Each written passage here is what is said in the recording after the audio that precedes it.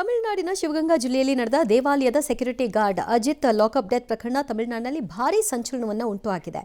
ಪ್ರಕರಣ ಸಂಬಂಧ ತಡರಾತ್ರಿ 5 ಪೊಲೀಸರನ್ನ ಬಂಧಿಸಲಾಗಿದ್ದು 6 ಪೊಲೀಸರನ್ನ ಸಸ್ಪೆಂಡ್ ಮಾಡಿದ್ದಾರೆ.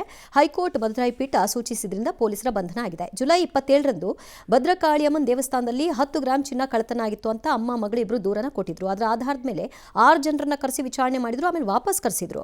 ಈಗ ಮತ್ತೆ ಆ ವ್ಯಕ್ತಿ ಅಜಿತ್ನನ್ನ ಕರೆಸಿ ಠಾಣೆಯಲ್ಲಿ ಚಿತ್ರಹಿಂಸೆ ಕೊಟ್ಟಿದ್ದಾರೆ. ಅದಕ್ಕೆ ಸಂಬಂಧಿತ ವಿಡಿಯೋ ಕೂಡ ವೈರಲ್ ಆಗಿದೆ. ತೀವ್ರವಾಗಿ ಹಲ್ಲೆಗೊಳಗಾಗಿದ್ದಂತಹ ಅಜಿತ್ ಆಸ್ಪತ್ರೆಯಲ್ಲಿ ದಾಖಲಾಗಿದ್ರು, ನಂತರ ಸಾವನ್ನಪ್ಪಿದ್ದಾರೆ. ಬಳಿಕ ಲಾಕಪ್ ಡೆತ್ ಅಂತ ಆರೋಪಿಸಿ ಕುಟುಂಬಸ್ಥರು ಠಾಣೆ ಮುಂದೆ ಪ್ರತಿಭಟನೆ ಸಹ ನಡೆಸಿದ್ರು. ಅಜಿತ್ ದೇಹದ ಮೇಲೆ ಒಟ್ಟು 15ರಿಂದ 20 ಗಾಯ ಹಾಗೂ ದೇಹದೊಳಗೆ ಗಂಭೀರವಾದ ಗಾಯಗಳಾಗಿವೆ ಅನ್ನೋದು ಗೊತ್ತಾಗಿದೆ. ಕಸ್ಟಡಿ, ಚಿತ್ರಹಿಂಸೆ ಮತ್ತು ಸಾವಿನ ಬಗ್ಗೆ ಸಬ್ ಮ್ಯಾಜಿಸ್ಟ್ರೇಟ್ ವಿಚಾರಣೆ ನಡೆಸ್ತಾ ಇದ್ದು, ಮೃತನ ಸಹೋದರ ಪೊಲೀಸರ ಮುಂದೆ ಸಾಕ್ಷ್ಯವನ್ನು ನುಡಿದಿದ್ದಾರೆ. ಬಂಧಿತ 5 ಪೊಲೀಸರು ನ್ಯಾಯಾಂಗ ಬಂಧನಕ್ಕೆ ಕಳಿಸಲಾಗಿದೆ. ಅಜಿತ್ ಲಾಕಪ್ ಡೆತ್ ತಮಿಳುನಾಡಿನಲ್ಲಿ ರಾಜಕೀಯ ಫೈಟ್ಗೂ ಕೂಡ ಕಾರಣವಾಗಿದೆ. ಚಿನ್ನಸ್ವಾಮಿ ಕಾಲ್ತುಳಿತ ಪ್ರಕರಣದಲ್ಲಿ ಸರ್ಕಾರ ಅಮಾನತು ಮಾಡಿತ್ತು. IAS IPS ಅಧಿಕಾರಿ ವಿಕಾಸ್ ಕುಮಾರ್ನ ಕೇಂದ್ರ ನ್ಯಾಯಮಂಡಳಿ ಅದನ್ನು ವಜಾ ಮಾಡಿದೆ. ಅಮಾನತು ಆದೇಶವನ್ನು ರದ್ದುಪಡಿಸ್ಬಿಟ್ಟಿದ್ದಾರೆ. ಸೊ ರಾಜ್ಯ ಸರ್ಕಾರಕ್ಕೆ ಮುಖಭಂಗ.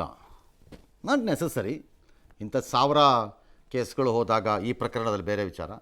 CIT ಅಮಾನತುಗಳನ್ನು ರದ್ದು ಮಾಡಿರೋದು ಉಂಟು, ಉಳ್ಳ ಅಂತಲ್ಲ, ಇದು ಆಗಿದೆ. ಆ್ಯಂಡ್ ಇದು ಎಂಡ್ ಅಲ್ಲ. ಸ್ಟೇಟು ಅವಶ್ಯಕತೆ ಕಂಡು ಬಂದರೆ can go on appeal. Supreme ಕೋರ್ಟ್ಗೆ ಹೋಗ್ಬೋದು. ಅಪೀಲಲ್ಲಿ ಹೋಗ್ತಾರೋ ಇಲ್ವೋ ನಂಗೆ ಗೊತ್ತಿಲ್ಲ. ಆದರೆ CIT ಹೇಳಿದೆ ತನ್ನ ಆದೇಶದಲ್ಲಿ, ಇನ್ನಿಬ್ಬರು ನಮ್ಮ ಮುಂದೆ ಬಂದಿಲ್ಲ, ವಿಚ್ ಇಸ್ ಕಮಿಷನರ್ ದಯಾನಂದ್ ಮತ್ತು ಇನ್ನೊಬ್ಬರು DCP, ಅವರಿಬ್ಬರು ನಮ್ಮ ಮುಂದೆ ಬಂದಿಲ್ಲ. ಬಟ್ ಅದನ್ನು ನೀವು ಪರಿಶೀಲನೆ ಮಾಡೋದು ಒಳ್ಳೆಯದು ಅನ್ನೋ ಸಲಹೆಯನ್ನು ತನ್ನ ಜಡ್ಜ್ಮೆಂಟಲ್ಲಿ ಕೊಟ್ಟಿದೆ. ಮಾಡ್ತಾರಾ ಇಲ್ವಾ ಗೊತ್ತಿಲ್ಲ. ಮೋರ್ ದ್ಯಾನ್ ದ್ಯಾಟ್, ಅದಕ್ಕಿಂತ ಹೆಚ್ಚಾಗಿ ಆ ತೀರ್ಪಲ್ಲಿ ಹೇಳೋದು, ಈ ಇಡೀ ಪ್ರಕರಣಕ್ಕೆ RCB ಕಾರಣ ಇದ್ದಂಗಿದೆ. ಮೇಲ್ನೋಟಕ್ಕೆ ಪ್ರಾಥಮಿಕವಾಗಿ ಕಾರಣ, ಜನ ಬಂದು ಸೇರಕ್ಕೆ ಅವರೇ ಕಾರಣ. ಮತ್ತು ಪೊಲೀಸರಿಗೆ ಯಾವುದೇ ಸಮಯವನ್ನು ಕೊಟ್ಟಂಗೆ ಕಾಣಿಸ್ತಾ ಇಲ್ಲ ಬಂದೋಬಸ್ತ್ ಮಾಡೋಕ್ಕೆ ಪರಿಪ್ರಮಾಣದಲ್ಲಿ ಜನ ಬಂದಾಗ.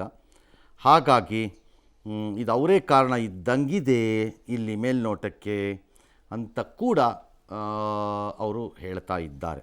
ಈ ಮಧ್ಯೆ ರಾಜ್ಯ ಸರ್ಕಾರ ತಮ್ಮ DGP ಮೂಲಕ ಯಾವೆಲ್ಲ ಎಚ್ಚರಿಕೆಯನ್ನು ಹೇಗೆ ತಗೋಬೇಕು, ಜನ ಈ ಥರದ ಗುಂಪುಗಳು ಸೇರಿದಾಗ ಅನ್ನೋಕ್ಕೆ ಒಂದು ಮಾರ್ಗಸೂಚಿಯನ್ನು ಹೊರಡಿಸಿದ್ದಾರೆ.